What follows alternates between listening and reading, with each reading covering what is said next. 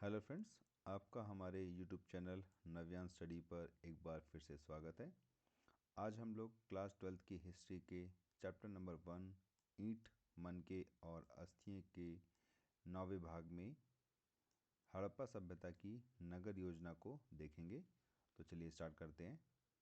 तो इस नगर योजना के बारे में पढ़ने से पहले हमने अपने पिछले सेगमेंट में ही देखा था कि कैसे हड़प्पा सभ्यता के जो नगर थे, अधिकांश नगर दो भागों में विभाजित थे, जिसमें एक भाग जिसको निचला शहर कहा जाता था और दूसरा भाग जिसको गढ़ी शहर या सिटाडेल अंग्रेजी में कहते हैं। तो अधिकांश हड़प्पा बस्तियों में एक छोटा और ऊंचा भाग जो कि पश्चिम में स्थित होता था। तो जो छोटा और ऊंचा भाग है वो ये वाला है जो पश्चिम में स्थित है। फिर एक बड़ा और निचला पूर्वी भाग होता था। तो ये दूसरा भाग जो बड़ा है, पूरब में स्थित है और ये निचले स्तर पर है। पर ज़रूरी नहीं है कि सभी नगरों की जो संरचना है या उनका नियोजन है वो इसी प्रकार किया गया हो। जैसे धोलावीरा, जो कि ये जिसका नीचे डायग्राम दिया है, इसमें हम लोग देखते हैं कि धोलावीरा जो है वो 3 भागों में विभाजित है। इसी तरीके से लोथल भी जहाँ लोथल जिसका भीतर का जो गढ़ी वाला एरिया है वो दीवार से घेरा नहीं गया है, जबकि धोलावीरा में तीनों भागों को आपस में मतलब एक दूसरे से अलग करने के लिए उनको दीवारों से घेरा गया है। तो पहली चीज़, ज़्यादातर जो नगर हैं वो 2 भागों में विभाजित हैं, निचला शहर और गढ़ी। और ये जो गढ़ी वाला शहर है जो पश्चिम में स्थित है, ये एक ऊंचे प्लेटफॉर्म पे बनाया गया है, इसीलिए निचले इसको ये निचले शहर से थोड़ा सा ऊंचाई पे स्थित है। फिर अब हम लोग देखते हैं केस स्टडी के थ्रू, मतलब हमने एक बेसिक अंडरस्टैंडिंग ली कि नगर अमूमन 2 ही भागों में विभाजित होते थे। अब हम लोग मोहनजोदड़ो एक शहर है जिसके आधार पर हम लोग हड़प्पा सभ्यता के जो नगर नियोजन से संबंधित मुख्य विशेषताएं हैं उसको स्टडी करेंगे। तो इट मीन्स अब हम लोग मोहनजोदड़ो का केस स्टडी कर रहे हैं। तो सबसे पहली एक बुनियादी विशेषता जो हमने अभी आपको बताई कि मोहनजोदड़ो जो है वो 2 भागों में विभाजित है, एक छोटा जो कि ऊंचाई पर स्थित है और दूसरा बड़ा जो कि निचला शहर है। फिर पुरातत्वविदों ने इसे क्रमशः गढ़ यानी जो बड़ा छोटा वाला भाग है जो प्लेटफॉर्म पर स्थित है उसको गढ़ी यानी सिटाडेल और निचला शहर यानी लोअर टाउन कहा है, जो कि पूर्व भाग में स्थित है और निचले तल पर स्थित है। अब गढ़ की जो ऊंचाई है, मतलब हमने कहा ना कि ये पश्चिम में जो भाग है वो गढ़ी है और प्लेटफॉर्म पे स्थित है, तो इसका एक ही कारण, इसका क्या कारण है कि ये ऊंचाई पे स्थित है, क्योंकि इमारतों का निर्माण मिट्टी की ईंटों के प्लेटफॉर्म पे किया गया है। मतलब पहले यहाँ पे एक मिट्टी का प्लेटफॉर्म बनाया गया, फिर उसके ऊपर यहाँ पे जितनी संरचनाएं हैं उनका निर्माण किया गया। फिर और ये जो भाग है गढ़ी वाला भाग, ये भी दीवारों से घिरा हुआ है, यानी इसका मतलब ये है कि निचले शहर से ये अलग है।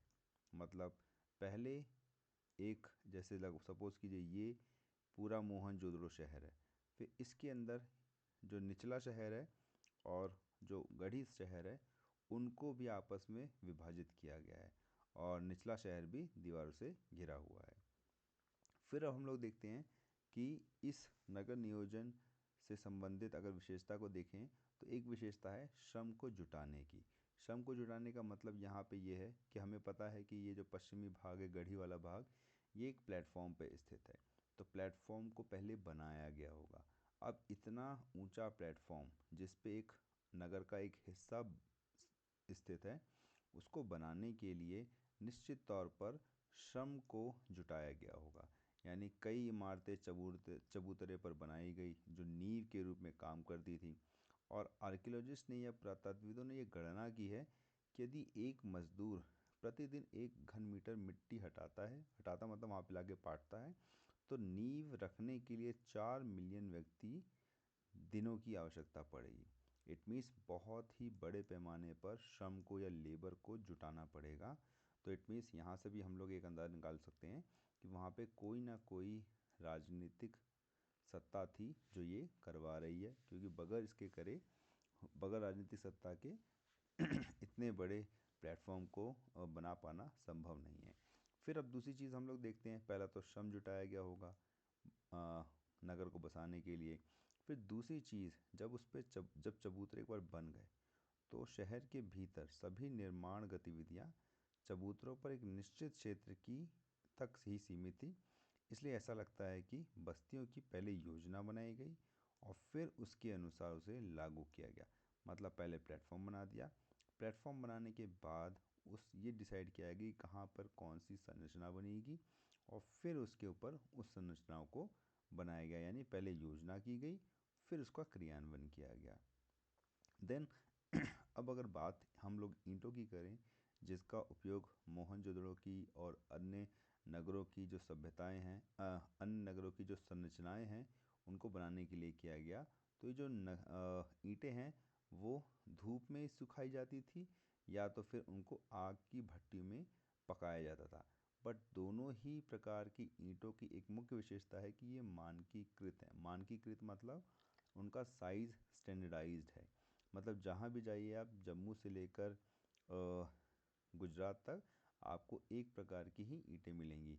तो इनकी जो ईंटें होती थी उनकी लंबाई और चौड़ाई जो होती थी, लंबाई चौड़ाई और ऊंचाई, ये एक दूसरे मतलब इनके बीच में अनुपात होता था, और अनुपात होता था 1:2:4 लंबाई चौड़ाई और ऊंचाई के बीच में। और ऐसी ईंटों का जो इस्तेमाल होता था सभी हड़प्पा बस्तियों में किया जाता था। फिर अगर अगली विशेषता को देखें तो हम देखते हैं यहाँ की जो नियोजित जल निकासी जो व्यवस्था थी वो बहुत उम्दा है। और इसकी तुलना अगर हम लोग मेसोपोटामिया से करें तो मेसोपोटामिया, आपने लास्ट क्लास यानी 11th क्लास में पढ़ा भी होगा मेसोपोटामिया के बारे में। तो वहाँ का जो नगर नियोजन था, वहाँ की जो जल निकासी व्यवस्था थी, वो बहुत ही बदतर अवस्था में थी। तो यदि निचले शहर की योजना को देखें तो हमें पता चलेगा कि जो सड़कें और गलियां हैं वो एक ग्रिड पैटर्न पे बनाई गई। ग्रिड पैटर्न का मतलब जैसे ये सड़कें हैं, ये बीच वाली सड़क है, और इसके बाद उसके अगल बगल में जो है वो घर होते थे। ओके, तो सड़कें और फिर उनके बीच में ऐसे गलियां दे दी गई हैं इस तरीके से। ठीक है, तो अब ऐसा लगता है कि पहले क्या किया गया होगा कि पहले एक जो प्लेन लैंड है या जो प्लेटफॉर्म वाला एरिया है वहाँ पर नालियाँ और गलियाँ बनाई गई होंगी और फिर उसके बाद में घर बनाए गए होंगे। मतलब अगेन वही प्लानिंग वाला काम किया गया होगा। अब अगर घरेलू जो अपशिष्ट जल है उसको अगर बाहर निकालना है, मतलब नाली के थ्रू उसको बाहर निकालना है, तो इसके लिए ज़रूरी ये है कि सभी घर की कोई ना कोई एक दीवार, जैसे यहाँ इस केस में आप देखो यहाँ पर ये दीवार है ना, तो वो दीवार घर की दीवार नाली से ज़रूर टच होनी चाहिए, ताकि वहीं से वो पानी निकल कर कहाँ जाएगा, नाली में जाएगा। अब अगर हम लोग घर के अंदर की बात करें कि घर के अंदर क्या होता था, मतलब घर के अंदर की संरचना कैसी होती थी, तो फर्स्ट ऑफ ऑल मोहनजोदड़ो के जो निचला शहर है वहाँ पे हमें बहुत सारे आवासीय भवनों के उदाहरण मिलते हैं। अब ये जो आवासीय भवन होते थे ये इनमें कई घरों में आंगन होते थे और आंगन के चारों ओर कमरे होते थे। तो जैसे आप ये देखिए यहाँ पर ये बीच में ये आंगन है और आंगन के चारों ओर हमें घर दिख रहे हैं। फिर आंगन का जो उपयोग होता था वो संभवतः खाना पकाने में या फिर बुनाई जैसी गतिविधियों में होता होगा, और ख़ासकर गर्म और शुष्क मौसम में, क्योंकि हम लोग आज भी देखते हैं कि जब नॉर्थ इंडिया में जब गर्मी रहती है तो ज़्यादातर लोग आंगन में बैठकर अपना जो दिन के जो काम होते हैं वो करते हैं। अब इम्पॉर्टेंट ये है कि प्राइवेसी का ये लोग बहुत, गोपनीयता का या प्राइवेसी का बहुत ध्यान रखते थे।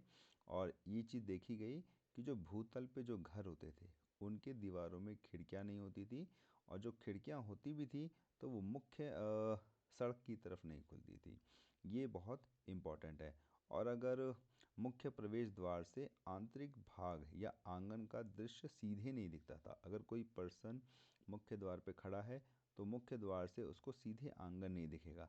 तो अगर आप ध्यान से देखें, देखिए ये जो है, ये इधर वाला, ये वाला नीचे वाला जो डायग्राम है, इमेज है, इसमें ये जो गेट है ये मुख्य है। तो मुख्य गेट से अगर कोई घुसता है तो उसको व्यू यहीं का दिखेगा, और जो आंगन है वो यहाँ है ना। तो इसलिए उसको वहाँ का दृश्य नहीं दिखेगा। फिर हर घर में ईंटों से बना अपना बाथरूम होता था, और दीवार के मध्य से नालियाँ सड़कों की नालियों से जुड़ी हुई होती थी। और कई बार हम लोग देखते हैं कि हड़प्पा सभ्यता के जो नगर थे या मोहनजोदड़ो के नगर के जो घर थे, उनके अंदर हम लोग डबल स्टोरी बिल्डिंग भी देखते हैं। इट मीन्स हमें दूसरी मंजिल पर या छत तक पहुंचने के लिए सीढ़ियों के अवशेष मिले हैं, जिससे हम लोग अंदाज़ा लगाते हैं कि फर्स्ट फर्स्ट फ्लोर भी, ग्राउंड फ्लोर भी होता था, और फिर फर्स्ट फ्लोर भी उसमें होता था। अब कई घरों में कुएं भी होते थे, जहाँ से हो सकता है कि पानी वो लोग यूज़ करते होंगे, और अक्सर एक कमरे में जहाँ बाहर से पहुँचा जा सकता था, और राहगीरों का द्वारा इसको इस्तेमाल किया जाता होगा। फिर मोहनजोदड़ो में कुओं की कुल संख्या जो थी वो तकरीबन 700 के करीब थी। अब ज़रूरी नहीं है कि हर जगह रेसिडेंशियल एरिया ही हो, या आम जो घर होते हैं वही रिहायशी घर होते हैं वही हों। मोहनजोदड़ो में कुछ ऐसे एरियाज़ भी हैं जहाँ पे हमें विशेष इमारत मिली है, और ज़्यादातर जो ये हमें विशेष इमारतें मिली हैं वो सिटाडेल वाले एरिया में, यानी गढ़ वाले एरिया में, यानी जो प्लेटफॉर्म पे बना होता था, पश्चिम की तरफ स्थित होता था, वहाँ पे हमें विशेष इमारतें मिली हैं। जैसे एक गोदाम, गोदाम का मतलब यहाँ पर है अन्नगार। अन्नगार मतलब जहाँ पर मुसीबत के समय इस्तेमाल किए जाने वाला, या ज़्यादा मात्रा में जो अनाज बच जाता है उसको स्टोर करने के लिए रखा जाता था। तो ये एक विशाल संरचना है, और माना जाता है कि इसका जो निचला भाग है वो ईंटों से बना होता था, और जो ऊपर वाला भाग है वो लकड़ी से बना था। और लकड़ी का बना होने के कारण ये पहले ही नष्ट हो चुका है। तो ये जो आप अभी चित्र देख रहे हैं ये निचला भाग है जो पत्थर से बना होता था। अब एक और विशेष इमारत है मोहनजोदड़ो के अंदर, उसको हम लोग ग्रेट बाथ या महान स्नानागार कहते हैं। अब महान स्नानागार की अगर चर्चा करें तो देखिए ये महान स्नानागार का पिक्चर है, मतलब उसका लेआउट है, और असल में ये ऐसे इस समय अभी ऐसे दिखता है। तो अगर इसकी चर्चा हम लोग करें तो महान स्नानागार जो है वो एक आयताकार तालाब है जो चारों ओर गलियारे से घिरा हुआ है। तो देखिए ये जो है ये बीच में क्या है, ये आयताकार जो है वो स्नानागार है, और इसके चारों ओर क्या है, गलियारे हैं, चारों ओर इसके गलियारे हैं। ठीक है। देन उत्तर और दक्षिण की दिशा की तरफ से इसमें सीढ़ियाँ नीचे की ओर जाती हैं। तो ये उत्तर और दक्षिण की तरफ से सीढ़ियाँ जो है वो नीचे की तरफ जाती हैं, और ये जो इसका जो बॉटम एरिया है वो जिप्सम से बना हुआ था, जिसके कारण ये वाटर प्रूफ हो जाता था। इसके 3 तरफ कमरे हैं, और इनमें से एक में एक बड़ा कुआं है, और टैंक से पानी एक विशाल नाले में बहता है। फिर उत्तर की तरफ देखें तो एक गली के पार एक छोटी सी इमारत है जिसमें 8 बाथरूम हैं। एक गलियारे के प्रत्येक तरफ 4 हैं, और प्रत्येक बाथरूम से निकलने वाली नालियाँ गलियारे के साथ बहने वाली एक नाली के साथ जुड़ी है। अब अगर हम लोग इसकी संरचना की बात करें तो विद्वानों का ये मानना है कि ये जो संरचना है उसके हिसाब से ये पता चलता है कि ये एक स्नानागार था, और इसके अंदर लोग कुछ पवित्र दिवसों में या स्पेशल ओकेजन पे आके स्नान करते होंगे। तो उनकी ऐसी सोच इसलिए है क्योंकि आज भी हम लोग देखते हैं तो हिंदू धर्म में या ब्राह्मण धर्म में पानी के अंदर या जल में स्नान करने की जो पद्धति है वो अभी भी प्रचलित है, और उसको बहुत ही इम्पोर्टेंट माना जाता है। तो पुरातत्वविदों का या विद्वानों का ये मानना है कि हिंदू धर्म या ब्राह्मण धर्म की जो विशेषता है ये हड़प्पा सभ्यता से ही चली आ रही है, या इसको हम लोग हड़प्पा सभ्यता से जोड़ सकते हैं। तो ये इट मीन्स इसके अंदर नहाना या बात करना, नहाना बात मतलब स्नान करना, BATH, तो उसको एक अनुष्ठान के रूप में देखा गया है। तो यहाँ पर हमारा ये सेगमेंट सेक्शन ख़त्म होता है, जिसमें हमने आज नगर योजना के बारे में बात की, और नगर योजना में भी हमने मोहनजोदड़ो नामक जो नगर है उससे संबंधित उसकी विशेषताओं को देखा, और इसके माध्यम से हमने अपने कंसेप्ट में क्लियरिटी लाई। तो यहाँ पे हमारा ये सेगमेंट ख़त्म होता है। अगर आपको हमारे वीडियो अच्छे लग रहे हैं तो इसको प्लीज़ लाइक करें, वीडियो को ज़्यादा से ज़्यादा शेयर करें, चैनल को सब्सक्राइब करें और कमेंट करें। Thank you.